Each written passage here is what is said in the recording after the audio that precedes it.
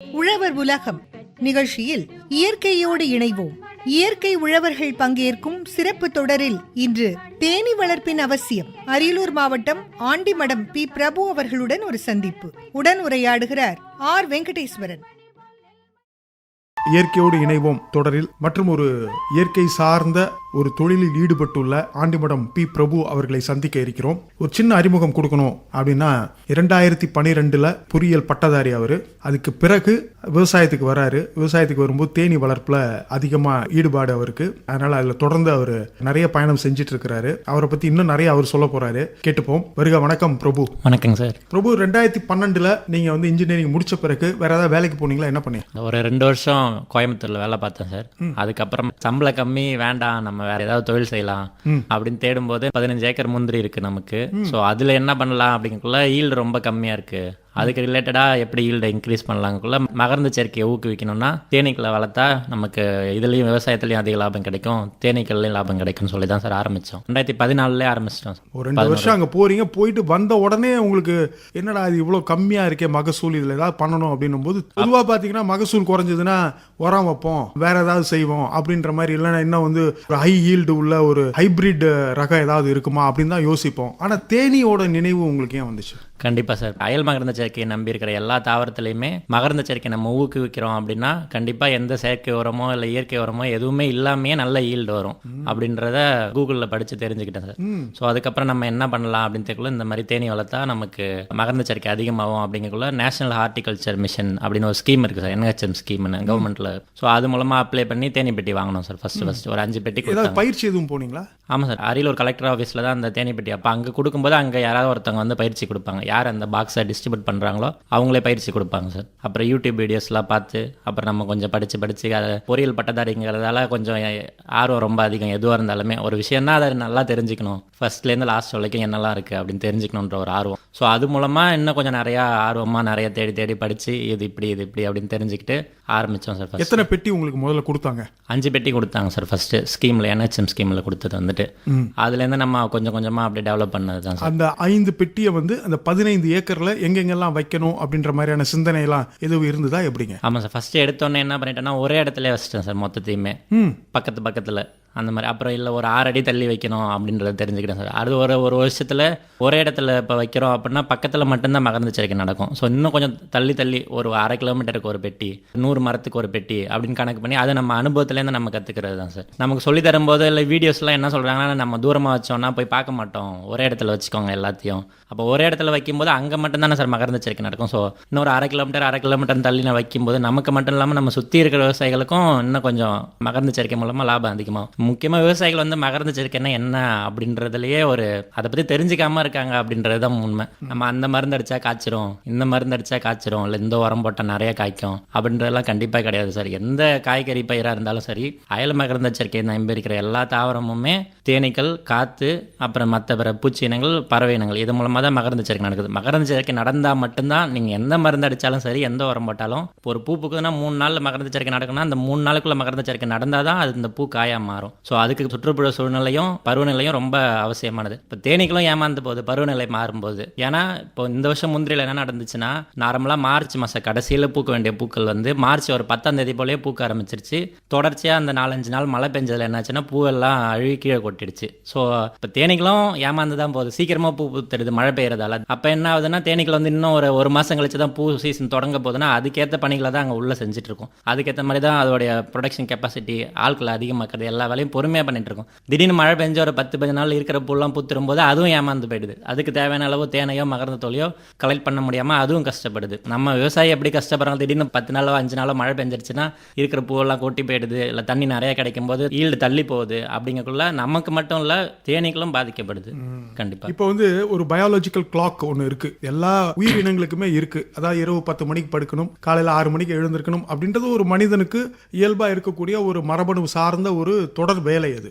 ஆனா இப்போ வந்து மார்ச் மாச கடைசியில தான் முந்திரி பூக்கும் அப்படின்னா மார்ச் மாச கடைசியை நோக்கி அந்த தேனீக்கள் வருமா? இப்போ உணவு தேட வெளியில போகும்போதே அந்த மரம் குருத்து வந்ததுலேருந்து பூக்க ஆரம்பிக்கிறதுலேருந்து இத்தனை நாளைக்குள்ள பூக்கள் கிடைக்குங்கிறது அதுக்கும் பயாலஜிக்கலாக தெரியும். ஒவ்வொரு ஆனா இப்போ இது முன்னாடியே நடந்துருச்சு. முன்னாடியே நடக்கும்போது தேனீகளும் அது மழை பெஞ்சு அது அழுகியும் கீழே விழுந்துருச்சு. அப்போ மார்ச் மாச கடைசியில தேடி வந்து ஏமாந்து போயிடுமா? ஈல்டு கம்மியாக கிடைக்கும் சார். முந்திரியை பொறுத்த வரைக்கும் தொடர்ச்சியான பூக்கள் இருக்கும் அந்த 2 மாசத்துக்கும். இப்போ எப்படி ஒரு நாள் பூ 2 நாள் பூ அப்படிங்கிற மாதிரி ஒரு மரமும் இப்போ தெற்கு பக்கம் வந்து சீக்கிரமா பூக்கும், வடக்கு பக்கம் வந்து லேட்டா பூக்கும். முந்திரி மரத்தில் தென்றல் அடிக்கும் போது அந்த சைடில் இருக்கிற பூக்கள் சீக்கிரமா மலர்ந்துடும். வடக்கு பக்கத்தில் இருக்க பூக்கு தென்றல் காற்று கம்மியாக தான் கிடைக்கும். ஸோ அது மலர்றதுக்கு இன்னும் கொஞ்சம் நாள் எடுத்துக்கும். எல்லா மரத்துலையுமே அப்படிதான், முந்திரின்னு கிடையாது. அதாவது மரப்பயிர்கள் எந்த காய் கொடுக்குற பயிராக இருந்தாலும் தெற்கு பக்கத்தில் தான் அதிக ஈல்டு கிடைக்கும், வடக்கு பக்கத்தில் கம்மியாக கிடைக்கும். அதுக்கு காரணம் தென்றல் காற்று மூலமா மகரந்த சேர்க்கை நடக்குது. இயற்கையா காற்று மூலமா மகரந்த சேர்க்கை நடக்குது. அப்போ தெற்கு பக்கமா நல்ல மகசூல் கிடைக்கும், வடக்கு பக்கத்தில் கொஞ்சம் கம்மியாக கிடைக்கும். அது இயற்கையா வருதுங்க சார். ஓஹோ, இது ஒரு புதிய செய்தி என்னை பொறுத்த வரைக்கும். ஆனா விவசாயிகள் கேட்கக்கூடிய விவசாயிகளுக்கு நல்லா தெரிஞ்சிருக்கலாம். ஆனா இயற்கையில எவ்வளவு விஷயங்கள் இருக்கு பாருங்க. கண்டிப்பா அது நம்ம அனுபவத்து மூலமா தான் சார் தெரிஞ்சுக்கலாம். செயற்கையா நம்ம தேனி வளர்க்குறோம், அடுக்கு தேனீக்களை நம்ம செயற்கையா வளர்க்குறோம். வளர்த்தாலும் நம்மளும் இயற்கையோட கொஞ்சம் சேர்ந்து யோசிச்சாதான் எந்த இடத்துல பூ கிடைக்கும், இந்த சீசன்ல இந்த இடத்துல பூ இருக்கும். இப்போ வந்து புளிய மரம் பூத்து இருக்கிற சீசன் சார், நாவ மரம் பூக்கிற சீசன். ஸோ நாவ மரம் எங்க அதிகமா வச்சிருக்காங்கன்றதை நம்ம தெரிஞ்சு வச்சிருக்கோம். தேனி தெரிஞ்சு வச்சிருக்கிறது அடுத்தது. நம்ம தேனி வளர்க்குறோம்னா நம்மளும் அதை கொஞ்சம் தெரிஞ்சு அந்த பெட்டியை கொண்டு போய் அங்க வைக்கணும். அங்க வைக்கும்போது நம்ம அந்த சீசனுக்கு தகுந்த மாதிரி பூக்கள்ல இருந்து தேனை கலெக்ட் பண்ண அதுக்கு நம்ம ஹெல்ப் பண்றோம். அவ்வளவுதான். நார்மலா இப்ப எல்லாரோடைய கண்ணோட்டம் என்னன்னா செயற்கையா தேனி வளர்த்தா அவங்க வந்து சக்கரை பாகு வச்சிடுறாங்க அப்படின்றது எல்லா இடத்துலயும் நம்ம ரெகுலரா கேள்விப்படுறதுதான். செய்யணுன்ற அவசியமும் கிடையாது. தேனி எங்க கிடைக்கும்ன்றத தேனீக்கள்கிட்ட எப்படி தெரிஞ்சு வச்சிருக்கோம் அதே மாதிரி நம்மளும் தெரிஞ்சு. இப்ப நம்ம திருச்சியில இருக்கோம், இந்த இப்ப நம்ம வானொலியில ஒரு பெட்டி வச்சிருக்கோம்னா தேனீக்களை நம்ம 2 கிலோமீட்டர் தூரத்துக்கு வட்டமா பறந்து போய் எங்கெல்லாம் தேன் கிடைக்கின்றத தெரிஞ்சு வச்சுக்கிட்டு பெட்டியில இருக்கிற தேனீக்களுக்கு வந்து இன்ஃபார்ம் பண்ணணும். இன்ஃபார்ம் பண்ணி இப்ப அதாவது உயரமா மேல பறந்து வயிற்று ஆட்டுச்சுன்னா சூரியன் எந்த திசையில இருக்கோ அங்க தேன் இருக்கு அப்படின்னு அர்த்தம். கீழ் நோக்கி பறந்து வயிற்று ஆட்டுச்சுன்னா சூரியனுக்கு எதிர் திசையில தேன் இருக்கு. அந்த மாதிரி டைரக்ஷனையும் அது வந்து கன்வே பண்ணும் மற்ற தேனீக்களுக்கு, பெட்டியில இருக்கிற தேனீக்களுக்கு வந்து. இந்த மாதிரி வழிகாட்டக்கூடிய அந்த தேனீக்கள் வந்து வேலைக்கார தேனீக்கள்னு சொல்லக்கூடிய வேலைக்கார தேனீக்கள் பிறந்ததுல இருந்து 1 ல இருந்து 60 நாள் வரைக்கும் உயிரோட இருக்கும். 60 நாளுக்குள்ள இறந்துரும். தேன் அதிகமா கிடைக்கக்கூடிய காலங்கள்ல ஒரு 45 ல இருந்து 55 நாளுக்குள்ளே கூட இறந்து போயிடும். ஏன்னா அதிகமா வேலை செய்யறதால அதோட ரெக்கைகள் வந்து பலவீனம் அடைஞ்சு இறந்து போயிடும். வேலை செஞ்சுக்கிட்டே இறக்குறதால தான் அதை வேலைக்கார தேனீக்கள். நம்மள மாதிரி ரெஸ்ட் எடுக்கிறதோ இல்லை நான் இந்த வேலை செய்ய மாட்டேன் அப்படின்னு அதுங்களுக்கு எந்த இதுவும் கிடையாது. இரவு ஓய்வு இருக்குமா அதுக்கு? இரவு ஓய்வு இருந்தாலுமே பெட்டியில வந்து வெப்பநிலையை மெயின்டைன் பண்றது, காற்றோட்டத்தை ஏற்படுத்துறது, இந்த மாதிரி பணிகள்லாம் அந்த வேலையெல்லாம் செஞ்சுட்டு இருக்கோம். ஆமா சார். அந்த பகல் நேரத்துல வெளியில போய் தேனி எடுத்துட்டு வரும். ஒவ்வொரு நாளுக்கும் அதாவது 1 ல இருந்து 3 நாளைக்கு கூட்ட சுத்தம் பண்ண சார். ஒவ்வொரு அந்த அருங்கோண வடிவ செல்லுக்குள்ளேயும் அதாவது 1 ல இருந்து 3 நாள் இருக்க வயசு இருக்கிற தேனீக்களால மட்டும்தான் ஒரு எக்ஸ்டர்னல் சைஸ் அந்த செல்லுக்குள்ள கடைசி வரைக்கும் உள்ள போயிட்டு வெளில வர முடியும். அடுத்து 4 ல இருந்து 6 நாளைக்கு அதோட உடம்போட சைஸ் கொஞ்சம் பெருசாகிறதால அந்த வேலையை அங்கே செய்ய முடியாது. 4 ல இருந்து 6 நாளைக்கு அதோட உடம்புல வந்து அந்த ராயல் ஜெல்லின்ற திரவம் சுரக்கும். அதை வந்து புழுக்களுக்கும் ராணி தேனிக்கும் உணவாக ஊட்டும். அப்புறம் 7 ல இருந்து 12 நாள் வரைக்கும் வெளியிலேருந்து தேனீக்கள் கொண்டு வரதில்ல சார் தேனை, அந்த தேனை கொண்டு வந்து உள்ள வைக்கிறது. அப்புறம் வந்து 12 ல இருந்து 21 நாள் வரைக்கும் கூடு கட்டுறது. அதோட வயிற்றுல அந்த மெழுகு சுரக்கும், அந்த மெழுகு வச்சு அந்த கூடு கட்டுறது, இந்த வேலைகளை செய்யும். 22 நாள்ல இருந்து 60 நாள் வரைக்கும் தான் பெட்டியை விட்டு வெளில போய் வேலை செய்யும். ஏன்னா பிறந்தோடனே அதோட ரெக்கைகள் வந்து பறக்கிறதுக்கு உகந்ததா இருக்காது. அது பறக்கிறதுக்கு அந்த ரெக்கைகள் உகந்ததா மாறுற வரைக்கும் அது வெயிட் பண்ணும். அது வரைக்கும் பெட்டிக்குள்ளேயும் வேலை செஞ்சுக்கிட்டு இருக்கும். இப்போ 21 நாளைக்கு பிறகுதான் அது வெளியிலே வருது. ஆமா, வெளியில வந்து மேல போகுது. மேல போய் வாலாட்டுச்சுன்னா சூரியன் இருக்கிற பக்கத்துல தேன் இருக்குன்னு அர்த்தம். ஆமா. கீழே வந்து வாலாட்டுச்சு அப்படின்னா சூரியன் இருக்கிற பகுதிக்கு எதிர் பக்கத்துல தேன் இருக்குன்னு அர்த்தம். ஆனா இந்த தேனீக்கள் வந்து ஒரு 2 கிலோமீட்டர் சுற்றளவுல தான் தேனை தேடும். ஆமா சார், அதுக்கு மேல போகாது.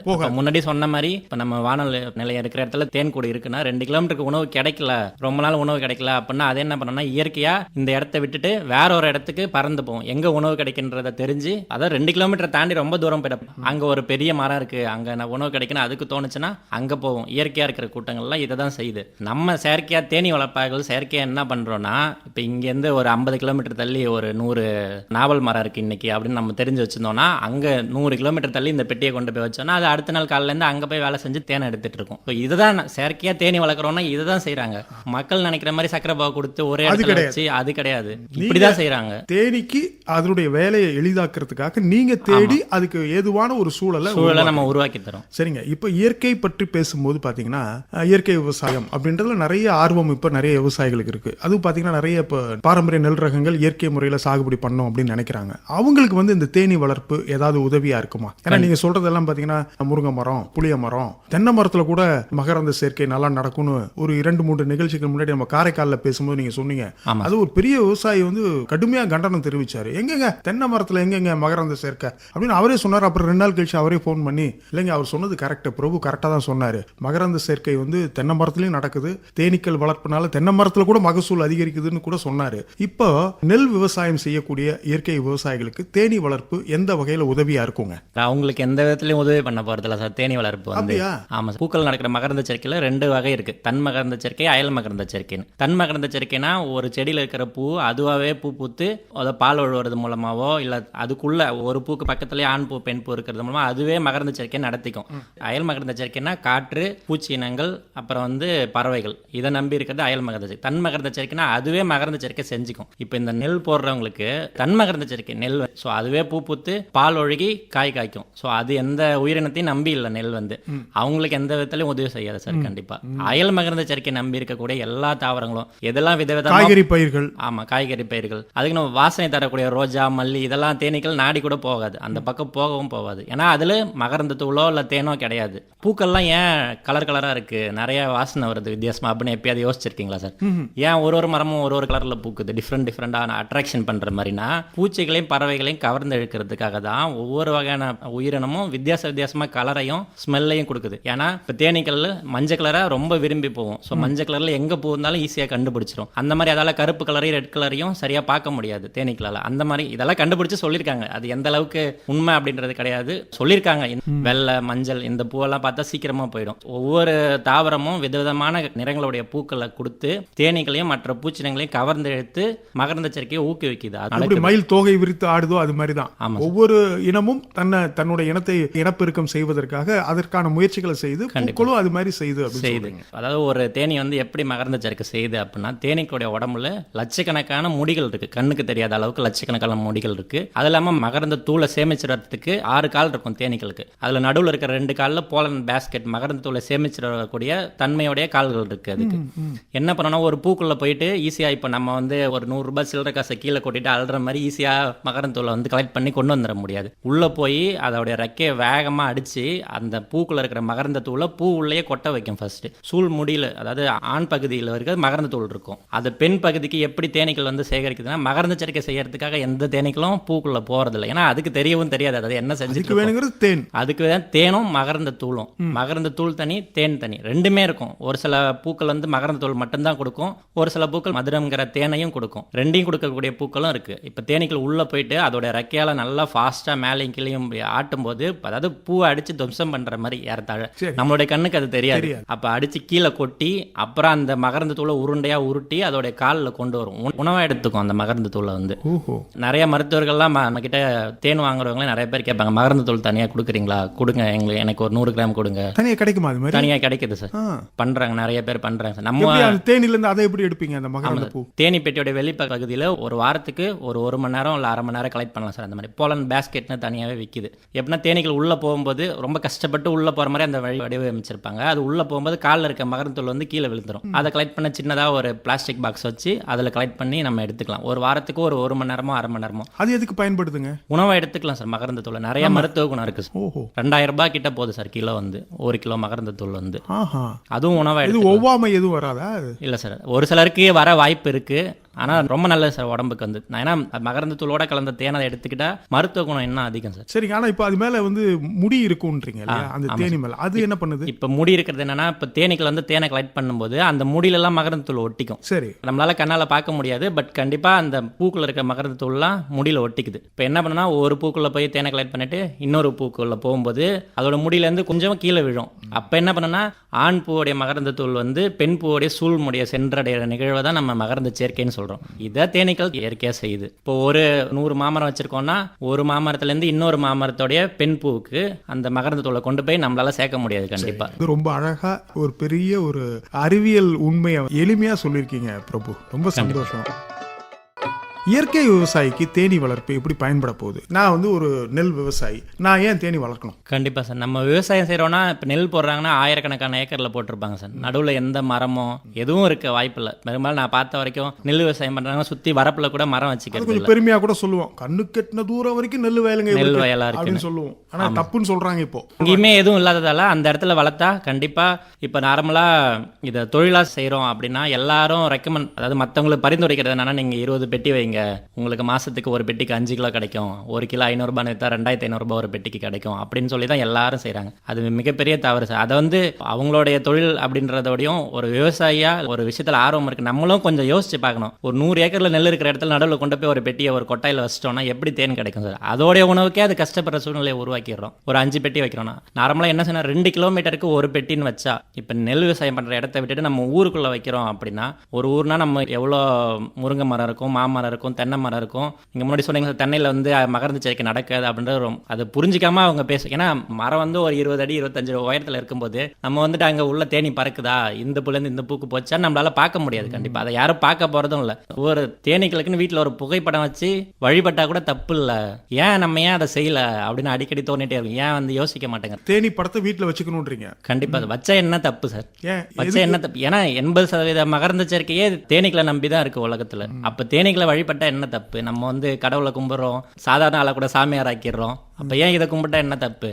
நம்ம ஏன் அதை மதிக்கல? அதான் நம்ம உணவுல கிட்டத்தட்ட ஒரு 80% உணவு கிடைப்பதற்கான வாய்ப்பை தேனீக்கள் உருவாக்குது. அதனுடைய படத்தை கூட நம்ம வீட்டுல வச்சுக்கலாம். அந்த அளவுக்கு அதுக்கு நாம உண்மையா இருக்கணும் அப்படின்னு சொல்றோம். ஒரு சாதாரண பூச்சியை கூட நம்ம மதிக்கிறது இல்ல. தேனீக்கள் வந்து குழந்தைங்களுக்கும் கண்டிப்பா நம்ம வந்து சொல்லி தரணும், இப்படிலாம் நடக்குது. அது நம்ம கண்ணுக்கே தெரியாத விஷயம் சார். மகரந்த சேர்க்கைன்றது நம்ம சும்மா புக்ல படிக்கிறோம். ஒரு குழந்தை வந்து 6th 7th மகரந்த சேர்க்கைன்னா என்ன அப்படின்றத ஒரு சாதாரண ஒரு பாடத்துல 4 வரையிலே 10 வரையிலே படிச்சுட்டு போயிடுது. பட் ஆனா அதோடைய முக்கியத்துவம் என்னன்றதை நம்ம எப்படி நடக்குது அப்படின்னு தெரிஞ்சுக்கும் போதுதான் அது வியக்கத்தக்க வகையில் அது இருக்கிறது இப்போ புரிஞ்சுதுங்க. கண்டிப்பா. ஆனா இப்போ வந்து நெல் வயல் வச்சிருக்கிறவருக்கு அப்போ தேனி வளர்ப்பு அவசியம் இல்லையா? அவசியம் சார், கண்டிப்பா. ஏன் அப்படின்னா அவர் வீட்டில் வளர்க்கலாம் சார். ஒரு ஊருக்குள்ள இருக்கிறாருன்னா அங்க எத்தனை தென்னை மரம் இருக்க போது, தேனி வளர்க்குறோம் அப்படின்னா எல்லா தொழிலையும் இது உண்டு சார். கண்ணுக்கு தெரிந்த வருமானம், தெரியாத வருமானம்.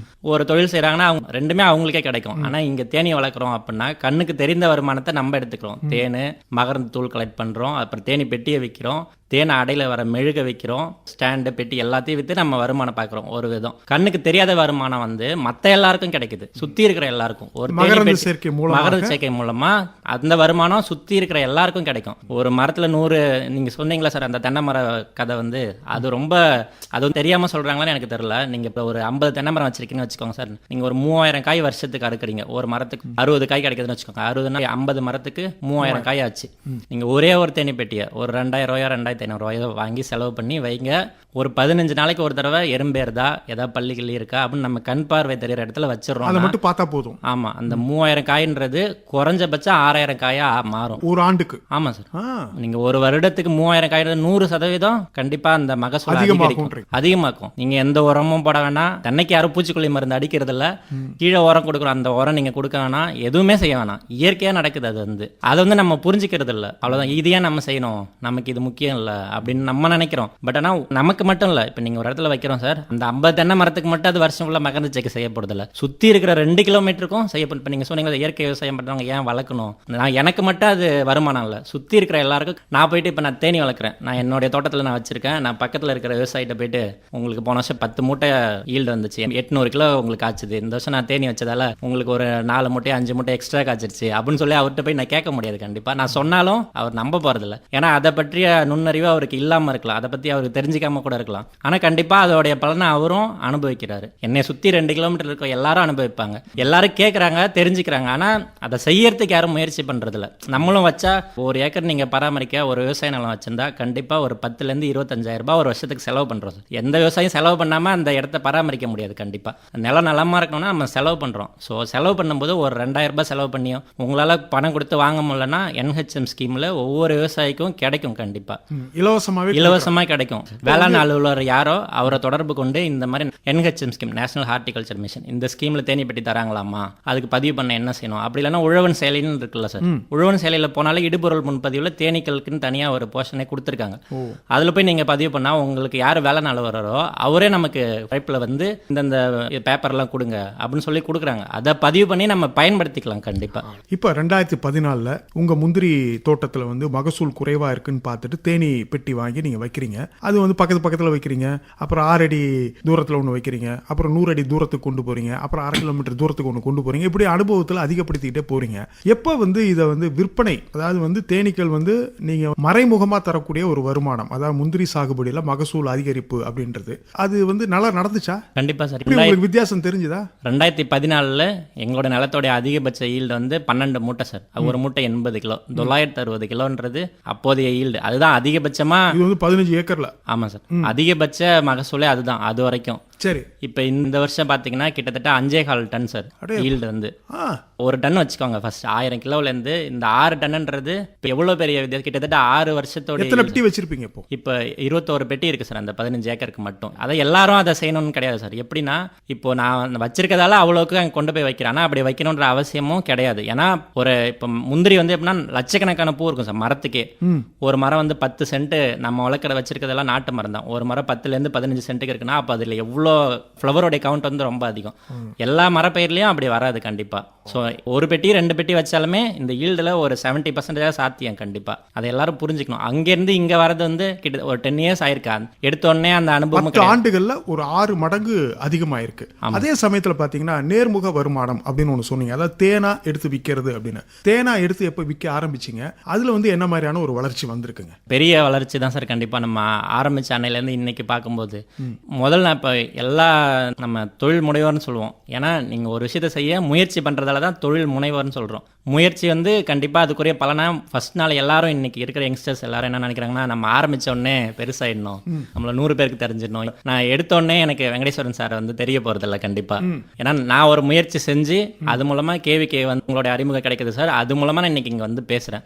ஸோ என்னுடைய குரலை இன்னைக்கு எவ்வளோ பேர் கேட்டுட்டு இருக்காங்க அப்படின்றது ரொம்ப பெரிய விஷயம். அது என்னுடைய முயற்சியும் இருக்குது, அதில் மற்றவங்களுடைய உதவியும் இருக்குது. ஸோ அதே மாதிரி தான் இங்கே தேனும். இப்போ நம்ம ஒரு பொருளை வந்து விற்பனைக்கு கொண்டு வரோம் அப்படின்னா நம்ம ஒரு பெரிய போர்டு வச்சுக்கணும், ஒரு கடை வைக்கணும், என்ன ஒரு 100 பேருக்கு தரணும் யாரும் அப்படிலாம் எந்த அவசியமும் கிடையாது சார். பொருளுடைய தரம் அதுதான் வந்து நம்மளுடைய தொழிலுடைய தாரக மந்திரமா இருக்கணும். நம்ம கரெக்டான பொருளை கரெக்டான நேரத்துக்கு கேட்கும்போது கொடுத்தோம்னா ஒரு வாடிக்கையாளர் 10 வாடிக்கையாளரை கொண்டு வருவாங்க சார். அன்னைக்கு நான் வந்து 1 கிலோ தேனை விற்க எனக்கு வந்து 1 மாசம் கிட்ட ஆச்சு. ஃபர்ஸ்ட் நாள் எடுத்தேன் 3 கிலோ தேன் முதல் ஈல்டு. எந்த ஆண்டுங்க? 2014 சார். 3 கிலோ தேன் எடுத்தேன். தேனும் விற்பனை செய்ய ஆரம்பிச்சிட்டேன் சார்.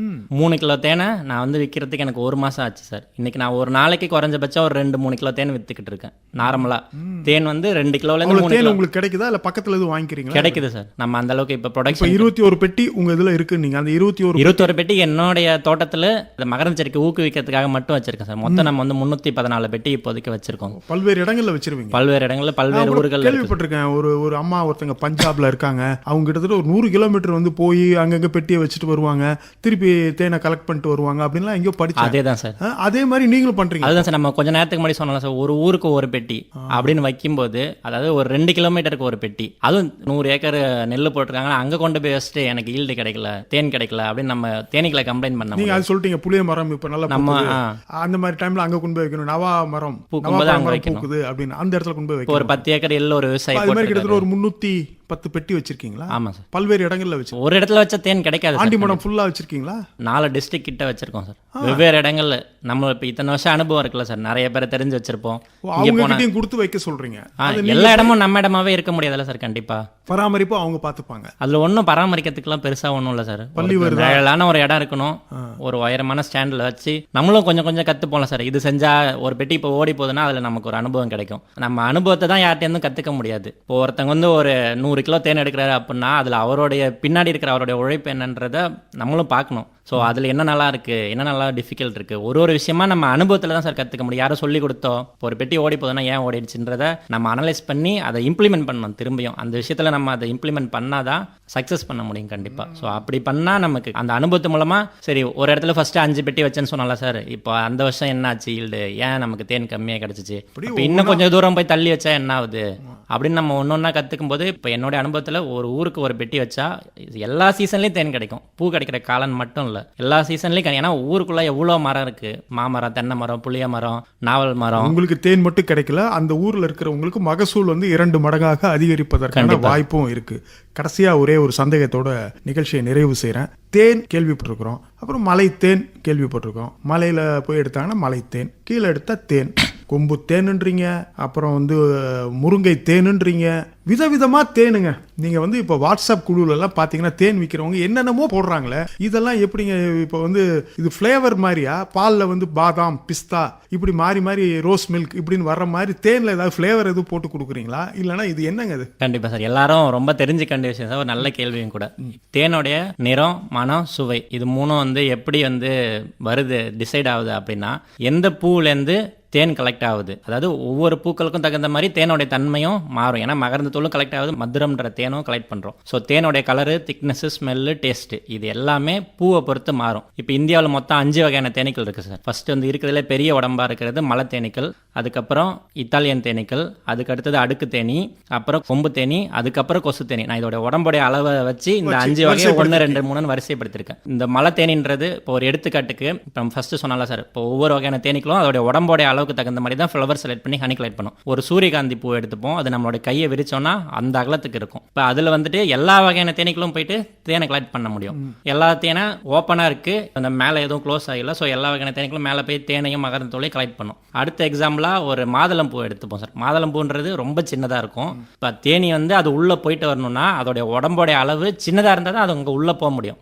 இப்போ ஃபர்ஸ்ட் சொன்ன தேனோட கலர், திக்னஸ், ஸ்மெல், டேஸ்ட்லாம் ஃப்ளவர் பொறுத்து மாறும். அப்போ ஒவ்வொரு வகையான தேனீக்களும் அதோடைய உடம்போடைய அளவுக்கு தகுந்த மாதிரி ஃப்ளவர் செலக்ட் பண்ணி ஹனி கலெக்ட் பண்ணும். ஒரு பெரிய சைஸ் ஃப்ளவரில் எல்லாத்தாலையும் கலெக்ட் பண்ணுவோம். இப்போ ஃப்ளவர் சைஸ் சின்னதாக ஒரு மலை தேனியால் வந்து மாதுளம் பூவில் வந்து மகரந்த தோலை தேனியை கலெக்ட் பண்ண முடியாது. அப்போ மகரந்த தோலோடைய டேஸ்ட்டோ இல்லை மாதுளம் பூலேருந்து கிடைக்கிற தேன் வந்து மலை தேனியோடைய தேனில் கண்டிப்பாக கிடைக்காது. ஸோ எக்ஸாம்பிளுக்கு நான் சொல்கிறேன், இந்த மாதிரி பல பூக்கள் இருக்கு எக்ஸாம்பிளுக்கு, அதை வச்சு தான் வகைப்படுத்துறாங்க. இப்போ மலை தேனின்றது ஒரு டேஸ்ட்டில் இருக்கும், ஒவ்வொரு தேனும் வேற வேற கலரில் இருக்கும். இப்போ நீங்கள் கேட்டிங்களா சார், முருங்கைப்பூ தேன் சொல்கிறாங்க, நாவல் தேன் சொல்கிறாங்க அப்படின்னு.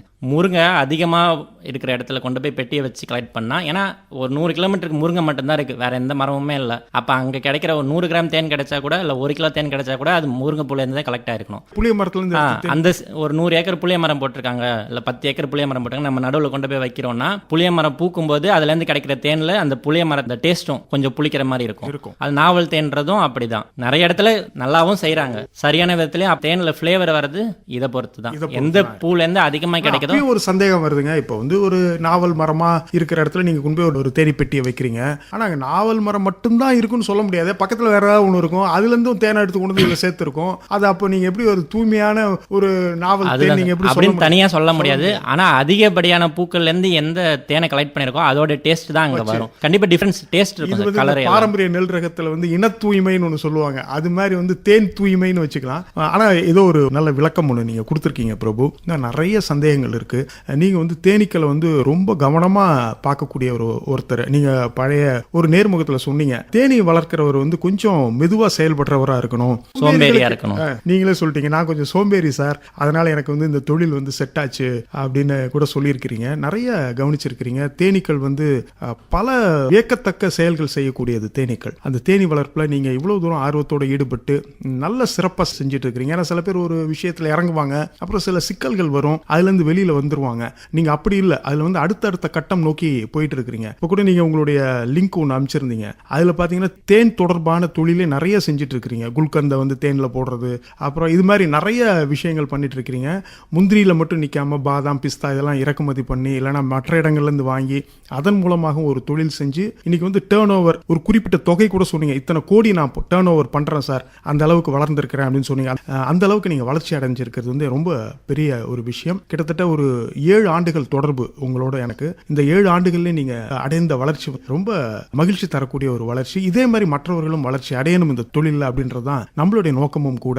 உங்களுடைய கைபேசி என்ன நேயர்களுக்கு சொல்லுவோம், ஏதேனும் கருத்துக்கள் இருந்தால் அவங்க உங்களை தொடர்பு கொண்டு பேசட்டும்.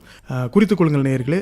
ஆண்டிமடம் பி பிரபு அவருடைய கைபேசி எண் 95 78 89 96 64.